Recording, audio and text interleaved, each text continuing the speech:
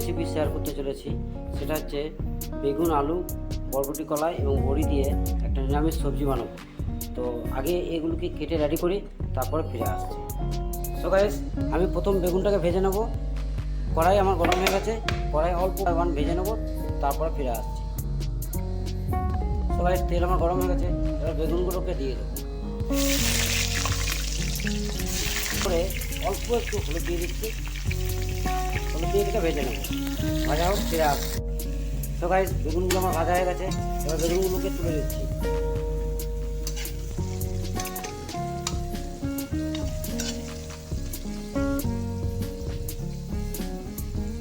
এগুলোকেও দিয়ে দেবো, একসাথে দিয়ে ঢেকে রেখে দেবো। এবার চলে আসবো মশলা থেকে, এবার নাড়িয়ে দেবো, দিয়ে ফ্লেম অফ করে দেবো। এবার মশলা রেডি করবো।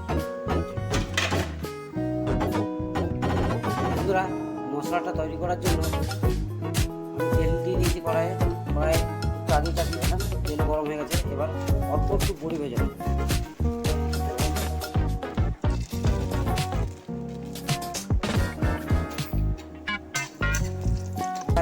তাদেরকে তুলতে হবে, তার জন্য আমি রাখছি, তারপর চলে আসছি। তেল গরম হয়ে গেছে গাইস, তেল তো কিন্তু হিট আছে। তো আমি ফোড়নের জন্য ব্যবহার করেছি শুকনো লঙ্কা, একটা তেজপাতা, একটু জিরে আর দুটো এলাচ দানা দিয়ে দেবো এর মধ্যে।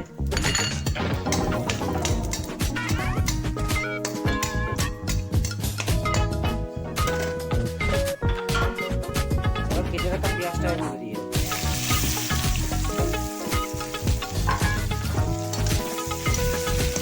পেঁয়াজটা হালকা হতে দেবো, তারপর এক চামচ হলুদ গুঁড়ো, এক চামচ লঙ্কা গুঁড়ো, এক চামচ জিরে গুঁড়ো,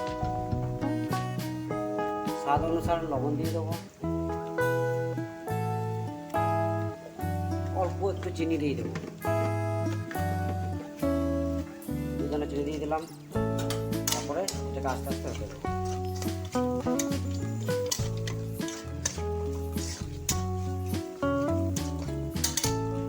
মশলাটা হতে দিচ্ছি, একটুখানি অল্প জল দিয়ে দিচ্ছি।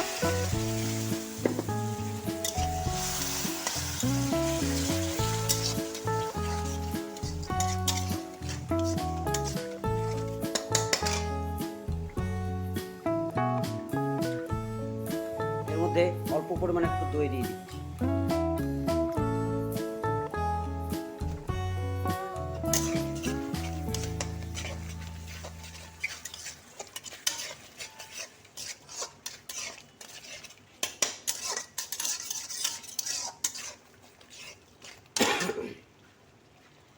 তারপরে কিছুক্ষণ পর এই বেটে রাখা টমেটো পেস্টটাও দিয়ে দিচ্ছি এর মধ্যে। এবার নাড়তে থাকবো।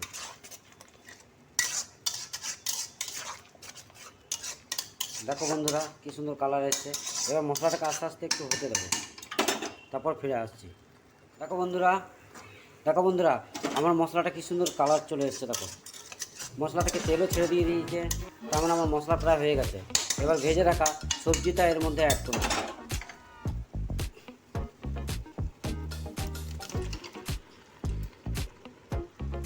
ভেজে রাখা সবজিটা এর মধ্যে অ্যাড করে দিয়েছি। এক হাতে ক্যামেরা, এক হাতে ঢালছি, তো তাই দেখাতে ডিস্টার্ব হচ্ছে বন্ধুরা। তো প্লিজ তোমরা একটু ম্যানেজ করে নিও। দেখো, ঢেলে দিয়েছি, এবার এটাকে ঘেটে দেবো। এক হাতে ঘাটা যাবে না, তাই একটু ঘেটে তারপরে ফিরে আসছি। ফাইনালি গাইস, আমার মশলা হয়ে গেছে। এবার এতে গরম জল অ্যাড করে দেবো, দিয়ে এবার খানিকক্ষণের মধ্যে রেখে দেবো। তো গরম জল আমার রেডি করা আছে, এর মধ্যে ঢেলে দিচ্ছি।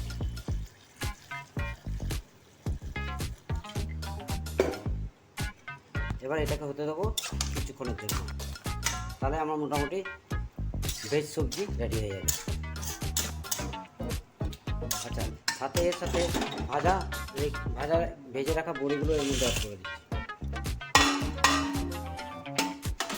অ্যাড হয়ে গেছে, এবার কিছুক্ষণের জন্য ঢেকে দেবো এটাকে।